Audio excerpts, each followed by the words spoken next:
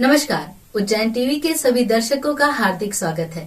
आइए एक नजर डालते हैं उज्जैन शहर के मुख्य समाचारों पर। सम्मेद शिखर बचाने हेतु जैन समाज ने मौन जुलूस निकालकर राष्ट्रपति व प्रधानमंत्री के नाम सौंपा ज्ञापन। झारखंड में स्थित 20 जैन तीर्थंकरों और अनंत संतों के मोक्ष स्थल श्री सम्मेद शिखर पारसनाथ पर्वतराज गिरिहीर के संरक्षण के लिए रविवार को जैन संगठनों ने एकजुट होकर देशव्यापी श्री सम्मेद शिखर बचाओ आंदोलन के समर्थन में मौन जुलूस निकाला। आरिका पूर्णमती माताजी के सानिध्य में राष्ट्रपति और प्रधानमंत्री केंद्रीय पर्यावरण मंत्री के नाम ज्ञापन सौंपा। सामाजिक संसद दिगंबर जैन समाज के अध्यक्ष अशोक जैन ने बताया, जैन संगठनों द्वारा दिए गए ज्ञापन में मांग रखी गई है कि पारसनाथ पर्वतराज को वन्य जीव अभयारण्य पर्यावरण पर्यटन के लिए घोषित करें।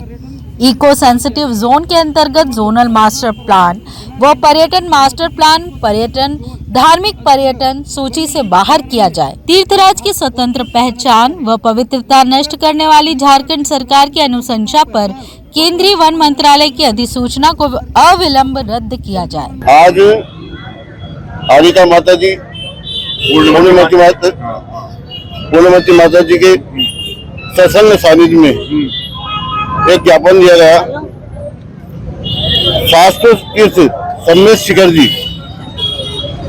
जो जैन तीर्थंकरों में 24 तीर्थंकरों में 20 तीर्थंकरों की स्थान है जहाँ उनका मोक्ष हुआ। वहाँ पर झारखंड शासन और केंद्र सरकार ने उसको पर्यटन स्थल घोषित किया। पर्यटन स्थल का मतलब है कि वहाँ सब होगा, सारी व्यवस्था होगी, मांस मदिरा सब। तो किसी ऐसे पवित्र स्थान को धार्मिक स्थान घोषित करने के लिए जैन समाज अंतर्राष्ट्रीय स्तर पर सक्रिय है और उसी तारतम्य में आज उज्जैन जैन समाज ने ये ज्ञापन माता जी के सानिध्य में दिया, जिसमें हमारी मांग है कि सम्मेद शिखर जी गिरिडीह जिला में स्थित है, झारखंड राज्य में, वहाँ उनको धार्मिक स्थल घोषित कर पूर्ण धार्मिक संरक्षण प्रदान किया जाए। शिवराज सरकार से अपनी मांगे मनवाने के लिए प्रेरित करने हेतु आंगनवाड़ी कार्यकर्ताओं ने किया सद्बुद्धि यज्ञ। मध्य प्रदेश आंगनवाड़ी कार्यकर्ता सहायिका संघ ने लंबे समय से चली आ रही नियमितीकरण की मांग व स्वास्थ्य बीमा में सम्मिलित किए जाने सहित अन्य न्यायोचित मांगों पर सरकार का ध्यान केंद्रित करने के लिए सद्बुद्धि यज्ञ किया, ताकि बाबा महाकाल सरकार को मांगे मानने हेतु सद्बुद्धि प्रदान करे। उक्त जानकारी देते हुए सहायिका कार्यकर्ता महासंघ जिला सचिव निर्मला गोस्वामी ने बताया कि सरकार द्वारा हमारी मांगे नहीं माने जा रही हैं। अब सहनशीलता से परे हो गया है, अतः अब हम एक बड़े और उग्र आंदोलन की ओर अग्रसर हैं, जिसमें भोपाल मुख्यालय पर 30 सूत्री मांगों को लेकर प्रदर्शन किया जाएगा, जिसमें उज्जैन से लगभग 200 कार्यकर्ता भाग लेंगे। इस अवसर पर मध्य प्रदेश राज्य कर्मचारी संघ के जिला अध्यक्ष उम्मीद तोमर, भारतीय मजदूर संघ के सतीश शर्मा, राज्य कर्मचारी संघ से अनोखीलाल शर्मा, जिला अध्यक्ष मनोहर गिरी, जिला सचिव दिलीप चौहान, प्रदीप झा, लक्ष्मी नारायण रजत, सपना सिसोदिया, सुमन सोलंकी, गुंजा बघेल आदि सैकड़ों कार्यकर्ता उपस्थित रहे। विषय ये है कि हमारी जो 5 सूत्री मांगे जो अभी तक शासन द्वारा मान्य नहीं हुई है, उसके लिए आज मध्य प्रदेश आंगनवाड़ी कार्यकर्ता संघ के आह्वान पर प्रत्येक जिले में हर एक जिले से कार्यकर्ताओं ने यज्ञ किया, सद्बुद्धि यज्ञ, जिसमें आज उज्जैन जिले की कार्यकर्ता आंगनवाड़ी कार्यकर्ता सहायिका संघ से भी आज उज्जैन के सावन भादवा माता मंदिर, बिजासन माता मंदिर पे या सद्बुद्धि का यज्ञ हुआ है, जिसमें हमारी मांगों को पूर्ण करने के लिए सद्बुद्धि दे भगवान महाकाल। किसको बुद्धि दे? शिवराज सरकार को। शहर में बढ़ते अपराधों के विरोध में अब भाजपा के बाद कांग्रेस ने भी पुलिस प्रशासन को सौंपा ज्ञापन। शहर में बढ़ती अपराध की घटनाओं पर लगाम लगाने के लिए कांग्रेस ने एसपी सत्येंद्र कुमार शुक्ल को ज्ञापन दिया और अपराधियों पर सख्त एक्शन लेने की मांग की। शहर अध्यक्ष रवि भदौरिया ने बताया कि शादी समारोह के दौरान पार्षद पर चाकू से हमला हुआ था। वहीं पूर्व मंत्री पारस जैन ने बीच बचाव नहीं किया होता तो अनहोनी हो सकती थी और इसी दिन कुछ युवकों ने घर में घुसकर पूरे परिवार के साथ मारपीट भी की थी। वहीं कार्तिक मेले में युवक की हत्या पुलिस की लापरवाही दर्शाती है। पुलिस सचेत रहेगी तो ऐसी घटनाओं में कमी आएगी। पुलिस चौराहों पर खड़ी तो रहती है लेकिन वसूली में लगी रहती है, जबकि उन्हें अपराधों को रोकने पर ध्यान देना चाहिए। सत्ता में होने के बाद भी भाजपा के नेता आईजी से मिलकर अपनी चिंता जता चुके हैं, जो पुलिस की कार्यप्रणाली पर सवाल खड़ा करता है। इस मौके पर नेता प्रतिपक्ष रवि राय, भरत पोरवाल, दीपक मेहरे सहित कांग्रेसी पार्षद व जनप्रतिनिधि मौजूद थे। वहाँ से हम देख रहे हैं कि शहर में बढ़ते हुए अपराधों को लेकर, चाहे वो हत्या हो, हत्या का प्रयास हो, लूट हो, चेन स्नैचिंग हो या और भी अन्य वारदातें होती हैं, ये लगातार बढ़ रही हैं। शहर के अंदर इन वारदातों को रोकने के लिए अभी हमने यहाँ पर एडिशनल एसपी, जिनको एसपी का चार्ज है आनंद साहब, उनको हमने ज्ञापन दिया और ज्ञापन के माध्यम से बताना चाहा है कि इस पर तुरंत इस पर रोकथाम करी जाए। अगर इस पर रोकथाम नहीं करी थी, कांग्रेस शीघ्र ही उग्र आंदोलन करेगी और शहर में महिलाएं सुरक्षित रहें, उनके साथ चेन स्नैचिंग ना हो। भाई जो आप हम देख रहे हैं कि लगातार अभी एक भारतीय जनता पार्टी के पार्षद है, उसको चाकू मार दी है। उन लोगों ने यहाँ पर ज्ञापन भी दिया है, लेकिन हमने उसी को लेके बोला है कि जब खुद ही सुरक्षित नहीं है, अगर जनप्रतिनिधि सुरक्षित नहीं है और लोग सुरक्षित नहीं है तो किस प्रकार की कानून व्यवस्था, लाइन ऑर्डर की स्थिति बिगड़ी हुई है। हमने प्रशासन से मांग की कि इसको तुरंत सुधारा जाए, वरना कांग्रेस सड़कों पर आके आंदोलन करेगी। नागदा खाचोत विधायक दिलीप सिंह गुर्जर ने अपने जन्मदिन पर जनता को दी सौगातें, किए लोकार्पण व भूमि पूजन। नागदा खाचोत विधायक दिलीप सिंह गुर्जर ने अपने जन्मदिन पर जनता को लाखों की सौगात दी। 10 दिसंबर को देर शाम खाचौद नगर की जनता ने जगह जगह स्वागत कर विधायक को जन्मदिवस की बधाई दी। विधायक ने खाचौद के 6 वार्डों में नीलकंठ वाटिका, गांधी वाटिका, फूलबाई मंदिर चौक शेड, कबीर समाज राम मंदिर शेड, संजीवनी क्लिनिक और ओपन जिम का लोकार्पण एवं भूमि पूजन किया। विधायक ने जनता के असीम प्यार और विश्वास के लिए धन्यवाद देते हुए कहा कि हम नगर की जनता से किए वादों को पूर्ण कर रहे हैं। जनता की सेवा ही हमारा लक्ष्य है और आगे जनता के लिए हम किसी भी हद तक जाकर हर संभव मदद करेंगे। हम तो हमेशा जनता के लिए काम करते रहते, हमको चुनाव की चिंता नहीं रहती। हम लगातार जनता की समस्या उठाते रहते हैं और हम लोग काम करने की हमारी एक पूरा एक लक्ष्य रहा है कि सभी को साथ लेके काम करने का और इसी प्रकार से नगर पालिका। फ्रीगंज स्थित गुरु नानक मार्केट के सामने नगर निगम द्वारा बनवाए जा रहे शॉपिंग कॉम्प्लेक्स का महापौर ने किया निरीक्षण। नगर निगम द्वारा फ्रीगंज गुरु नानक मार्केट के सामने स्थित G+3 शॉपिंग कॉम्प्लेक्स का निर्माण 3.28 करोड़ से करवाया जा रहा है, जिसमें ग्राउंड फ्लोर की दुकानें विस्थापन में दी जाएंगी। प्रथम तल पर 11 दुकानें एवं बड़े हॉल का निर्माण करवाया गया है, जिसकी विज्ञप्ति भी शीघ्र जारी करने के निर्देश महापौर मुकेश टटवाल द्वारा दिए गए। महापौर ने बताया कि फ्रीगंज में पोर्च की जो समस्या है, इस हेतु फ्रीगंज क्षेत्र का यह पहला शॉपिंग कॉम्प्लेक्स नगर निगम द्वारा बनवाया जा रहा है, जिसमें पोर्च का निर्माण ही नहीं करवाया गया। पार्किंग के लिए बेसमेंट बनाया गया है, जिसमें 80 से अधिक दोपहिया वाहनों की पार्किंग बनाई है। इसके साथ फ्रीगंज क्षेत्र में पोर्च की समस्या के निदान के लिए शीघ्र ही पोर्च खाली करवाए जाने की कार्यवाही भी की जाएगी। निरीक्षण के दौरान राजस्व समिति प्रभारी डॉक्टर योगेश्वरी राठौड़, जोनल अधिकारी मनोज राजवानी, उपयंत्री मुकुल मेश्राम उपस्थित थे। जो हमारा गुरु नानक मार्केट है, ये हमारा अप्रैल माह में लोगों को इसके दुकानें आवंटित कर देंगे और इसी के निर्माण कार्य को हम देखने के लिए आए हैं।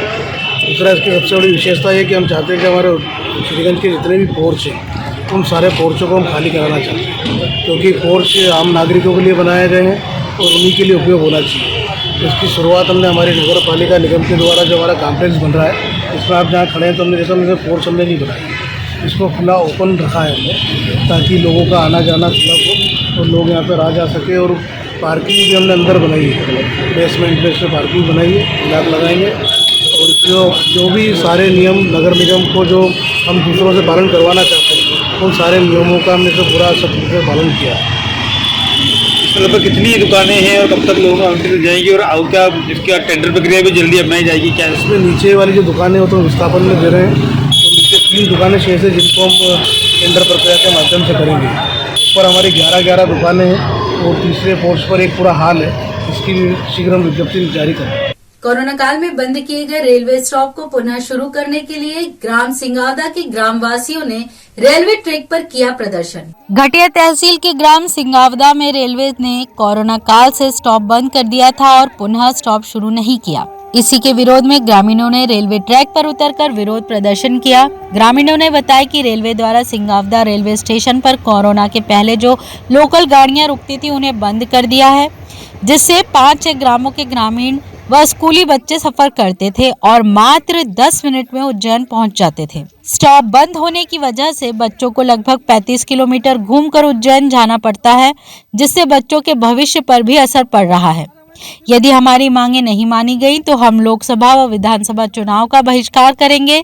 हमारे द्वारा जनप्रतिनिधियों को इस विषय में कई बार अवगत करा दिया गया है।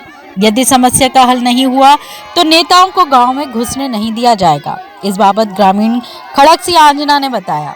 लोग जो हैं यहाँ ये चाहते विरोध प्रदर्शन कर रहे हैं कि हम चुनाव का बहिष्कार करेंगे।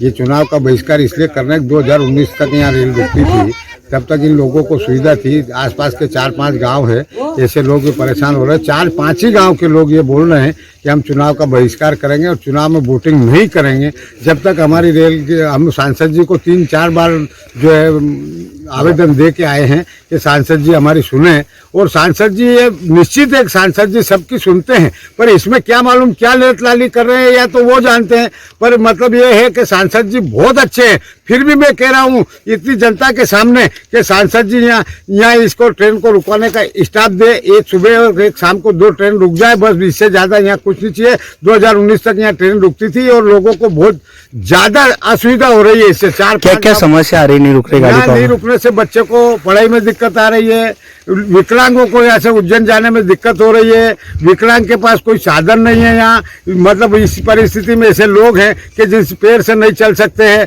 और ऐसे भी लोग हैं महिलाओं को अगर मान लो डिलीवरी होती है तो रात में कैसे जाए या सुबह में उनको ले जाए तो कैसे ले जाए, ऐसी परिस्थिति होती है। यहाँ कोई बीमार हो जाता तो ले जाने का कोई साधन नहीं है, ना कोई वाहन चलता है। यहाँ सिर्फ एक ट्रेन का साधन है, और वो भी 2019 के बाद कोरोना के बाद रोक दी गई है। डायरेक्ट रेल उज्जैन जाती है, यहाँ रुकती नहीं है, नईखेड़ी रुकती है। तो हम ये चाहते हैं यहाँ थोड़ा सा स्टाफ दे ताकि लोग सुविधा से रह सके। मैं ये चाहता हूँ कि ये जो 4-5 गांव के लोग हैं, सब लोग मिल करके, ये मैं तो सब इनका प्रतिनिधि हूँ, प्रतिनिधि के रूप में ये कहना चाहता हूँ कि इन सब लोगों की जो मांग है उसको सरकार मान ले, और ये बहुत जल्द से जल्द अगर नहीं हुआ है तो ये उग्र रूप धारण कर लेगा। भारतवर्ष में मात्र उज्जैन शहर में मनाया जाने वाला हनुमान अष्टमी पर्व मनाया जाएगा 16 दिसंबर को। मंदिरों में तैयारियां हुई आरंभ। साल का आखिरी महीना और कड़ाके की ठंड के बीच नगर में अब हनुमान जी महाराज का डंका गूंजेगा। सिर्फ उज्जैन में ही मनाए जाने वाली हनुमान अष्टमी का 9 दिवसीय आयोजन अलग अलग मंदिरों में आरंभ हो चुका है। मंदिरों में आकर्षक सजावट होने लगी है। उत्सव के चलते महाआरती, अखंड रामायण जी और सुंदरकांड, हनुमान चालीसा के आयोजन शुरू हो गए हैं। अवंतिका नगरी में पौष कृष्ण पक्ष अष्टमी का दिन बड़ा महत्व रखता है। हनुमान भक्तों के लिए यह बड़े उत्सव का दिन है। संपूर्ण भारतवर्ष में केवल मात्र उज्जैन नगर में मनाए जाने वाला यह पर्व अवंतिका वासियों से विशेष संबंध रखता है, इसीलिए पूरे नगर में यह पर्व बड़े ही धूमधाम से मनाया जाता है। महोत्सव संयोजक श्री राम कथा व्यास सुलभ शांत गुरु जी के अनुसार पूरे नगर के साथ ही श्री महाकालेश्वर प्रांगण स्थित श्री बाल विजय मस्त हनुमान मंदिर पर 9 दिवसीय पर्व महोत्सव के रूप में बड़े धूमधाम से मनाया जाता है। महोत्सव का शुभारंभ हो चुका है। श्रृंगार व श्री रामचरितमानस पोथी जी का पूजन हुआ। पाठ अखंड रूप से 9 दिन तक सतत चलेगा। सबसे बड़ी विशेष बात हनुमान अष्टमी महापर्व के लिए यह है कि ये समूचे भारतवर्ष में केवल मात्र उज्जैन में मनाया जाता है, और उसी कारण से ये पर्व महामहोत्सव के रूप में उज्जैन में मनाया जाता है। और उज्जैन के सभी छोटे से लेके बड़े मंदिरों में बड़े उत्सव, हनुमान जयंती से भी अधिक बड़े उत्सव हनुमान अष्टमी पर्व पर होते हैं। सभी मंदिरों में सबसे प्राचीनतम विशेष रूप से महाकालेश्वर प्रांगण में स्थित बाल विजय मस्त हनुमान जी का जो मंदिर है, यहाँ पर 9 दिवसीय हनुमान अष्टमी महोत्सव मनाया जाता है। और रामायण जी का, जैसा कि आपने देखा होगा, यहाँ 9 दिवसीय अखंड रामायण का पाठ बिठाया जाता है। और हनुमान अष्टमी के दिन चूँकि यहाँ पर हनुमान जी जो बाल स्वरूप में विराजे हुए हैं, बाल भोग लगाया जाता है। और महाप्रसादी का जो विशेष आयोजन, जो एक कथा यहाँ पर जुड़ी हुई है हनुमान अष्टमी के लिए उज्जैन के रूप में, वो यह है कि हनुमान जी की विशेष कृपा, उपस्थिति और करुणा उज्जैन पर रहती है। इसलिए उज्जैन के प्रत्येक मंदिर में, छोटा हो या बड़ा, महाप्रसादी का आयोजन किया जाता है और शहर के सभी लोग वहां जाकर भगवान की प्रसादी प्राप्त करते हैं। तो ये थे उज्जैन शहर के मुख्य समाचार। ऐसी ही ताजा खबरों के लिए देखते रहिए उज्जैन टीवी।